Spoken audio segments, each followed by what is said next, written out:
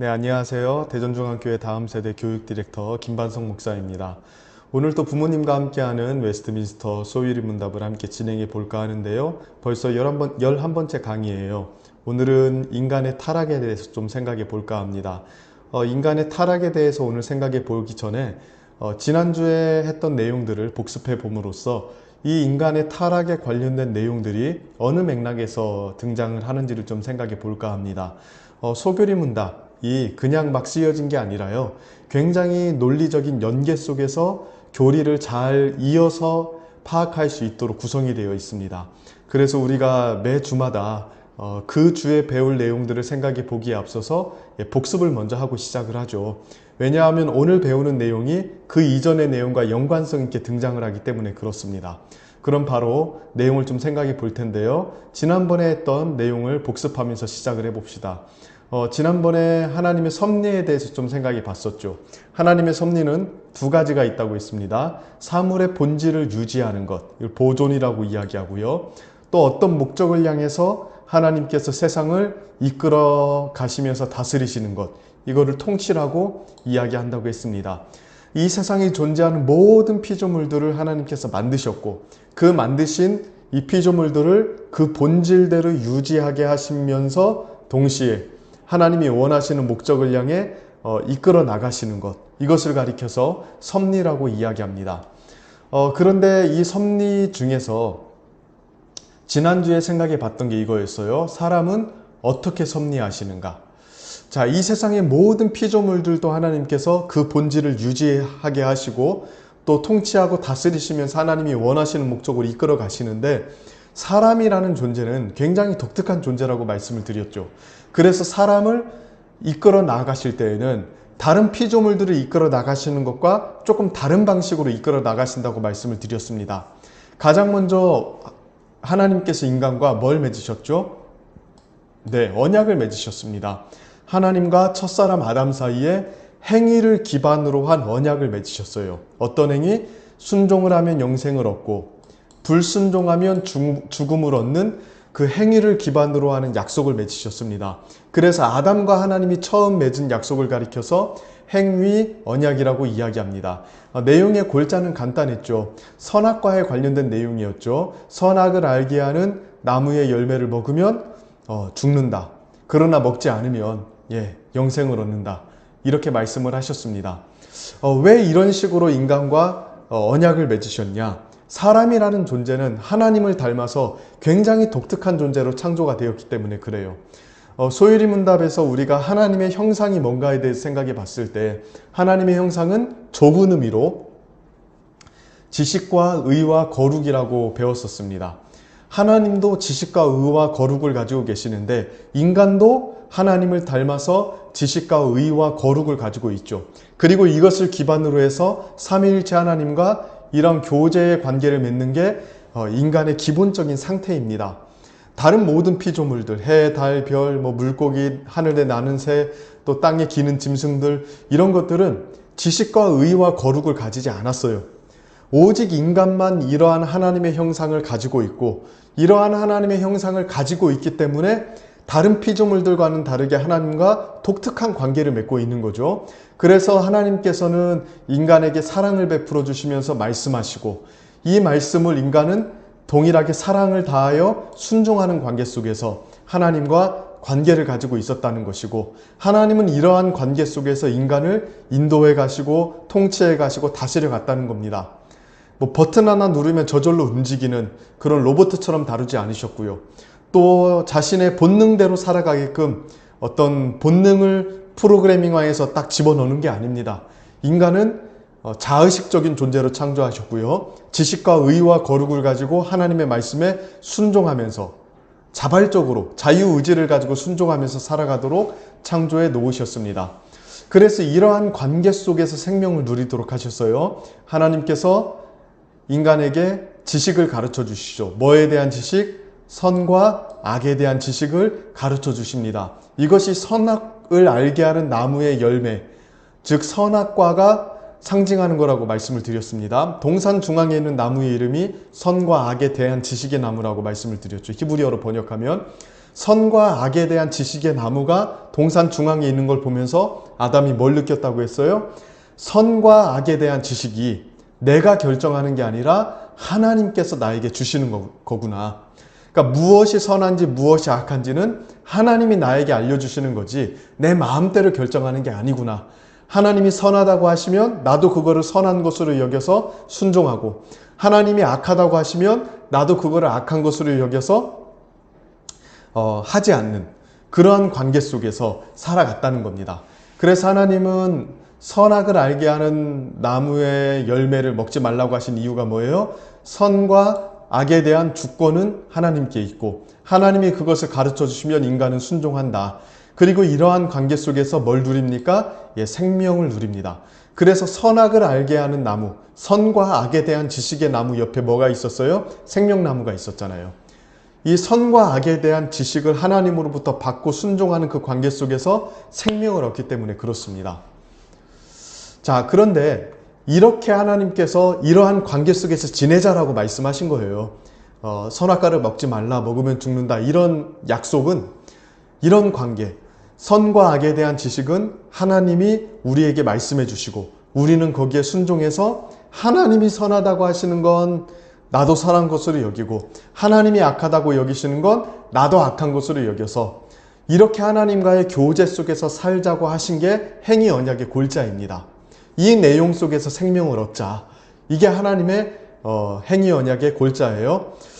근데 결과는 어떻게 됐을까요? 자, 인간이 이거를 잘 지켰을까요? 못 지켰을까요? 소위일 문답 13번 문답은 이 결과에 대해서 이야기를 합니다. 자, 뭐라고 이야기합니까? 인류의 첫 부모는 아담과 하와를 이야기해요. 창조된 상태를 계속 유지했습니까? 자, 창조된 상태를 아담과 하와가 유지했냐라고 물어보는 건 하나님과 창조 때에 맺었던 그 관계성을 계속해서 유지했는가를 물어보는 거예요. 자, 뭐라고 이야기하죠? 인류의 첫 부모는, 아담과 하와는 자유의지를 가지고 하나님께 범죄하여 창조된 상태에서 타락했습니다. 하나님께서 인간을 만드셨던 그 창조된 상태, 즉 하나님께서 인간과 맺으셨던 그 관계의 성격을 유지하는 데서 실패했다는 거예요.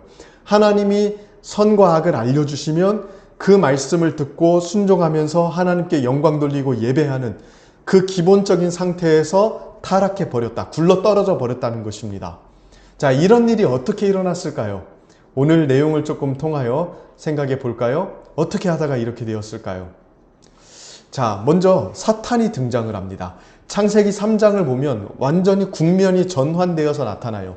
2장까지는 굉장히 로맨틱하고 영광스러운 창조의 활동이 쫙 펼쳐지거든요. 그런데 3장부터 누가 등장을 하냐? 뱀이 등장을 합니다. 자, 뭐라고 이야기하냐면, 그런데 뱀은 여호와 하나님이 지으신 들짐승 중에 가장 간교하니라. 뱀이 여자에게 물어 이르되 하나님이 참으로 너희에게 동산 모든 나무의 열매를 먹지 말라 하시더냐. 자, 뱀이 등장을 해서 여자에게 말을 걸기 시작해요. 근데 이 뱀은 뭡니까? 요한계시록에 보면 이렇게 이야기합니다. 큰 용이 내쫓기니 옛뱀, 곧 마귀라고도 하고 사탄이라고도 하며 온 천하를 꿰는 자라. 자, 요한계시록에서 이 뱀을 가리켜서 뭐라고 설명을 하냐면 마귀라고도 하고 사탄이라고도 이야기한대요. 그러니까 창세기 3장에 나오는 뱀은요, 어떠한 존재입니까? 사탄을 상징하는 존재이고요. 사탄의 도구로서 등장을 합니다. 뱀도 하나님께서 창조하신 창조물입니다. 그런데 사탄이 이 뱀을 이용하는 거예요. 그래서 뱀은 사탄의 도구로서 등장을 합니다. 그러니까 창조가 시작되고 나서 얼마 되지 않아 사탄이라는 존재가 등장한다는 게 굉장히 당혹스러운 부분이거든요. 그리고 우리에게 굉장히 경각심을 주는 부분이기도 해요. 사탄이라는 존재가 있다. 그리고 우리에게 나타나서 얼마든지 우리를 유혹할 수 있다는 것. 여러분들은 이 부분을 자각하고 계십니까? 오늘날 많은 사람들은 사탄, 마귀 이런 내용 말하면 무슨 신화적인 이야기를 하는 거라고 생각을 합니다. 그리고 요즘 세상에 사탄이 어디냐 이렇게 생각을 하거든요. 근데 그렇지 않습니다. 사탄이라는 존재는 분명히 존재합니다. 그리고 여기 말했듯이 온 천하를 꿰는 자래요. 사탄이 가장 잘하는 게 뭐냐면 거짓말을 통해서 사람을 꿰는 거예요. 유혹하는 거라고요. 여기서는 창세기에서는 뱀의 형태로 혹은 뱀을 도구로 해서 등장을 했지만 사실은 사탄은 어떤 영물이죠. 영적인 존재이죠. 그래서 뭐 눈에 특별히 뭐 보인다거나 그러지 않습니다. 물론 눈에 보이게 나타나서 우리를 두려움에 떨게 만들 수도 있죠. 어쨌든 사탄은 존재하고 우리가 하나님의 복을 누리는 걸 방해하는 존재입니다. 뭘 하든 간에 사탄 하는 것도 문제이지만 사탄의 존재에 대해서 경각심을 가지지 않는 것도 저는 문제라고 생각을 합니다. 어쨌든 창세기 3장에 사탄이 등장을 해서 여자를 꾀하기 시작합니다. 자, 어떻게 유혹을 했을까요? 저는 세 가지 단계가 있었다고 생각을 하는데요. 가장 먼저는 하나님의 말씀을 왜곡시키고요. 두 번째로는 이 하나님의 말씀을 왜곡시키는 것에 근거하여 하나님의 선하심을 의심하게 만듭니다. 하나님에 대한 믿음을 흔들어 놓죠. 말씀을 왜곡시키고 나서 이 왜곡시킨 말씀의 근거에서 믿음을 흔드는 겁니다. 그러고 나니까, 믿음이 흔들리고 나니까 이렇게 불순종을 선택하는 거예요. 이 세 가지 단계를 조금 하나하나 생각해 보고 오늘 강의를 좀 마칠까 하는데요. 자, 가장 먼저 하나님의 말씀을 왜곡시키는 걸 먼저 합니다. 하나님께서 먼저 아담에게 말씀하셨죠. 뭐라고 말씀하셨습니까? 동산 각종 나무의 열매는 내가 임으로 먹되. 그러니까 아담에게 여기 동산에 있는 모든 나무는 너 마음대로 먹어도 된다고 말씀하신 겁니다. 그런데 한 가지 먹지 말아야 될 게 있어요. 뭡니까? 선악을 알게 하는 나무의 열매. 이거 먹지 마라. 먹으면 죽는다라고 말씀하셨어요. 이거를 누구한테 말씀하셨냐? 아담에게 말씀하셨습니다. 이 말을 듣고 아담이 하와에게 전달을 하죠. 예, 전달을 하죠. 그러니까 하와는 이 말씀을 직접적으로 들은 건 아니에요. 간접적으로 아담을 통해서 전달받은 내용입니다. 어쩌면 그렇기 때문에 하나님의 말씀의 내용을 정확하게 알지 못했을 수도 있어요. 약간 그러니까 말이 이렇게 건너뛰어지면 그 뉘앙스라든가 느낌이 좀 감소될 수도 있지 않습니까? 그래서 조금 하와가 이 부분에 대해서 취약했을 수도 있습니다. 어쨌든 이건 뭐 가설에 불과하고요. 하나님께서 아담에게 말씀하신 걸 아담이 하와에게 전달했습니다. 근데 사탄이 등장을 해서 이거를 왜곡을 시킵니다. 뭐라고 왜곡을 시키냐면 여자에게 하나님이 참으로 너희에게 동산 모든 나무의 열매를 먹지 말라 하시더냐라고 이야기해요. 자, 하나님의 말씀과 어떤 부분이 다른가요? 비교를 좀 해볼까요? 하나님은요, 동산의 각종 나무의 열매는 내가 먹어도 된다. 다 먹어도 된다. 그러나 하나만 먹지 말라고 이야기하신 거예요. 근데 사탄은 뭐라고 이야기해요? 모든 나무의 열매를 먹지 말라고 하셨냐, 진짜. 이렇게 말을 하는 겁니다. 하나님의 말씀을 살짝 바꾸죠. 근데 이 내용에 대해서 하와가 어떻게 반응하는가 보실래요? 자, 하나님이 이렇게 명령하셨잖아요. 그럼 하나님의 말씀을 정확하게 알고 있었으면 이 사탄의 유혹을 정확하게 거부할 수 있었을 것입니다. 그런데 하와의 반응은 조금 달랐어요. 뭐라고 이야기하냐면 뱀에게 말하되 동산나무의 열매를 우리가 먹을 수 있으나, 여기까지는 좀 맞습니다. 동산 중앙에 있는 나무의 열매는 하나님의 말씀에 너희는 먹지도 말고 만지지도 말라 너희가 죽을까 하노라 하셨느니라, 이렇게 대답을 해요. 자, 아까 하나님께서 하신 말씀과 어떤 부분이 다를까요? 아주 미세하게 다릅니다. 자, 어떻게 다르냐? 자, 임의로 먹어도 되는데 하나님께서 뭐라고 말씀하셨냐면 선악을 알게 하는 나무의 열매는 먹지 말라고 하셨어요. 하와는 뭐라고 이야기해요? 먹지도 말고 만지지도 말라고 이야기해요. 만지지도 말라는 내용은 하나님이 하신 말씀이 아닙니다. 물론 강조요법이죠. 먹지도 않을 뿐만 아니라 뭐 만지지도 마, 쳐다보지도 마, 이런 식으로 강조해서 받아들였을 수도 있습니다만 어쨌든 하나님께서 말씀하신 것에 더해서 하와는 그거를 받아들이고 있다고요. 그리고 또 보십시오. 하나님은 반드시 죽는다고 했어요. 반드시. 근데 하와는 죽을까 한다라고 이야기합니다. 뉘앙스가 완전히 다르죠. 먹지도 말고 만지지도 말라. 죽을까 한다. 하나님이 하지 않은 말씀은 한 것처럼 받아들이고 있고 정확하게 강조해서 하신 말씀은 이렇게 약화시켜서 받아들이고 있다고요. 그러니까 하나님이 말씀하시는 것과 뭔가는 다르게 받아들이고 있다는 거예요. 하나님의 말씀을 잘못 알고 있는 겁니다. 여기에 대해서 사탄이 놓칠 리가 없습니다. 정확하게 사탄이 이렇게 이야기해요. 결코 죽지 않는다. 하나님은 반드시 죽는다고 이야기했거든요. 사탄은 결코 죽지 않는다예요. 히브리어를 보면 딱 하나만 다릅니다. 히브리어로. 그러니까 하나님과 똑같은 말을 하는데 한 단어만 다르게 말을 하고 있는 거예요. 사탄이. 그러니까 얼마나 교묘하게 하나님의 말씀을 왜곡시키고 있는가 우리가 알 수 있겠죠. 그냥 막무가내로 사탄이 우리를 유혹하는 게 아닙니다. 하나님의 말씀에 대해서 어설프게 알고 있는 사람을 말씀을 곡해시키고 왜곡시켜서 유혹을 하는 겁니다. 예. 그러니까 이게 이단들의 수법과 굉장히 비슷하지 않습니까? 그들은 하나님의 말씀 모르는 사람은 건들지 않아요. 어차피 말해줘도 모르니까. 그런데 알기는 아는데 어설프게 아는 사람들, 정확하게 알지 못하는 사람들은 이렇게 하나님의 말씀을 왜곡시키고 곡해시켜서 유혹하는 겁니다. 여기 이 말을 듣고 나서, 결코 죽지 않는다는 말을 듣고 나서, 이 말씀을 듣고 나서, 결코 죽지 않는다는 말을 듣고 나서 하와가 어떻게 변합니까? 의심해요. 진짜? 과연 그러한가? 의심이 생기기 시작을 합니다. 그래서 두 번째 단계가 이겁니다. 하나님의 말씀에 대해서 확신이 흔들리니까 하나님 자체를 의심하기 시작한다고요. 하나님은 각종 나무의 열매는 내가 임의로 먹되 선악을 알게 하는 나무의 열매, 이거 하나만 먹지 말라고 했거든요. 근데 사탄이 다시 한번 보세요. 뭐라고 이야기해요? 하나님은 굉장히 인색한 분으로 표현을 합니다. 하나님이 진짜 너희에게 동산 모든 나무의 열매를 먹지 말라고 했냐? 하나님이 진짜 그랬냐? 야, 진짜 하나님이 그랬어? 야, 그거 너무한 거 아니니? 이런 뉘앙스로 이야기를 하고 있는 거예요. 하나님은 굉장히 관대하신 분이거든요. 다 누려라. 근데 이거 하나만 안 먹는 거다. 이거 하나 안 먹는 건 할 수 있지. 다 너가 누릴 수 있는 거니까 이거 하나 안 먹는 건 할 수 있잖아. 이렇게 이야기를 한 건데 사탄은 지금 이 말을 약간 곡해시켜서 하나님을 굉장히 인색한 분으로 이야기하고 있다고요. 본래 하나님께서 사람에게 뭘 주셨습니까? 모든 것을 다스리게끔 하셨어요. 그래서 이 그림 기억하시죠? 성부, 성자, 성령께서 가지고 있는 이 사랑의 통치권을 누구에게 주셨어요? 인간에게 주셨다고요. 그래서 인간이 자신을 대신해서 모든 것들을 통치하게끔 만드셨던 것입니다.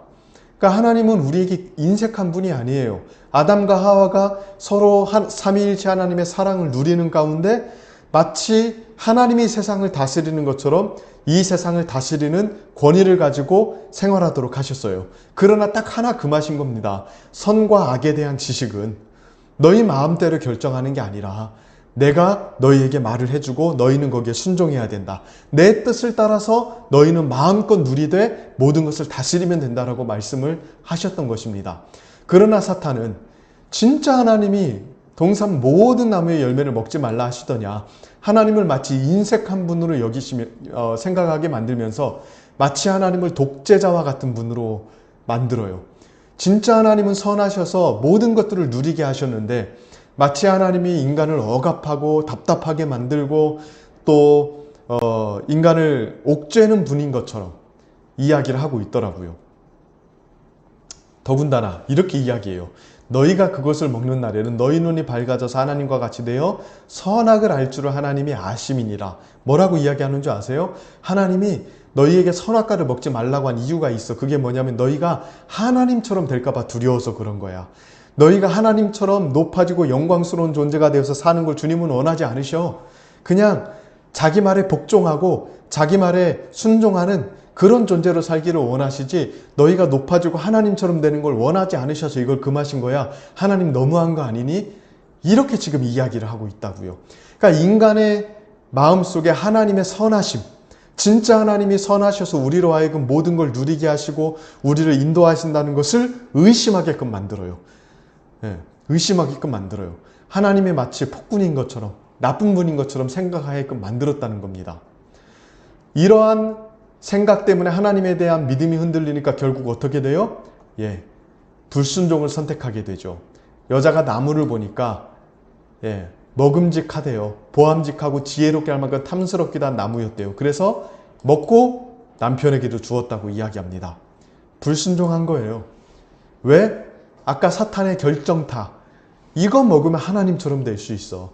하나님처럼 될 수 있는데 하나님이 그게 두려워서 너희로 하여금 이거 금지하게 한 거야. 하와가 거기에 눈이 뒤집힌 겁니다. 그 말을 듣고 나서 선악과를 보니까 먹음직하고 보암직하고 탐스러웠던 거예요. 예. 먹음직하고 보암직하고 탐스러웠던 거예요. 하와의 인식이 달라진 겁니다. 선악과를 볼 때마다 하나님을 두려워하고 자기가 모든 것들을 다스리고 누릴 수 있어도 자기 위에 선악의 주관자이시고 심판자이신 하나님이 계시다는 것을 날마다 인식하는 그런 장치가 되었던 선악을 알게 하는 나무가 이제는 자기의 정욕을 만족시킬 만한 것으로 바뀌어서 보였다는 것입니다. 저거 먹으면 하나님처럼 될 수 있을 것 같고 하나님의 위치로 올라갈 수 있을 것 같다는 생각이 든 거예요. 그래서 인간은 하나님처럼 되기 위해서 자기의 자유의지로 불순종을 선택한 겁니다. 하나님이 악을 저지르도록 만든 게 아닙니다. 심지어 사탄이 악을 저지르도록 억압한 게 아닙니다. 사탄은 미끼를 던진 거고 하와는 그 미끼를 물은 것입니다. 그래서 원래는 이러한 구조 속에서 생명을 누리도록 되어 있는데 어떻게 되었습니까? 인간이 하나님을 거부하고 하나님이 뭐라고 말씀하시든 나 듣지 않겠습니다. 그리고 선과 악은 누가 선택해요? 내가 선택하겠습니다. 선악을 아는 것 내 주관입니다. 하나님 더 이상 내 인생에 터치하지 마십시오.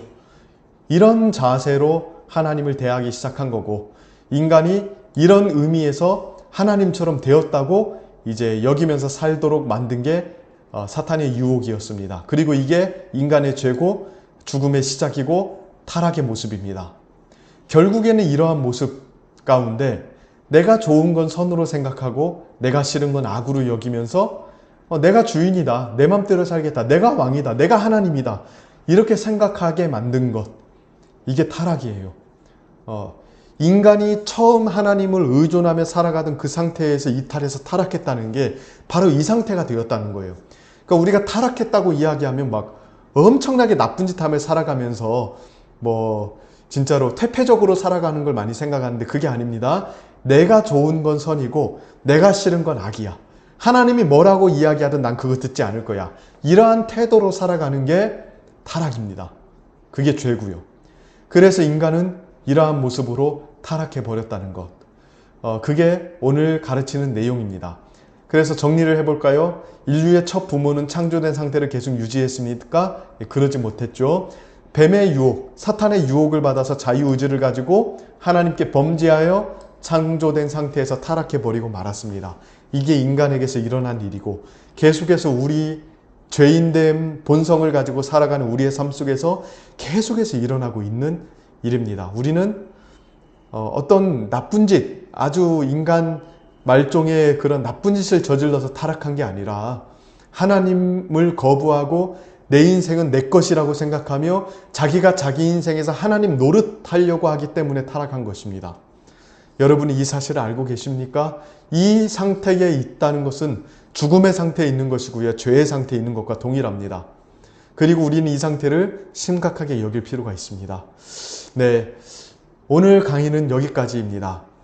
그러면 이제 이러한 상태에서 생기게 된 어떤 증상들은 무엇이고 또 그럼 어떻게 하면 회복될 수 있는가에 대해서는 이제 계속해서 진행되는 내용을 통해서 생각해 보도록 하겠습니다. 예, 강의 들으시느라 고생하셨습니다. 대전에 코로나가 조금 심해져서 더 우리의 삶이 위축되고 있는 것 같습니다. 그러나 우리의 마음, 하나님에 대한 우리의 마음까지도 위축되지 않도록 더욱더 하나님께 나아가는 일에 부지런을 내시고 열심을 내시는 우리 성도님들 또 다음 세대 아이들 되기를 바랍니다. 네, 한 주간 평안하시고요. 다음 주에 뵙도록 하겠습니다.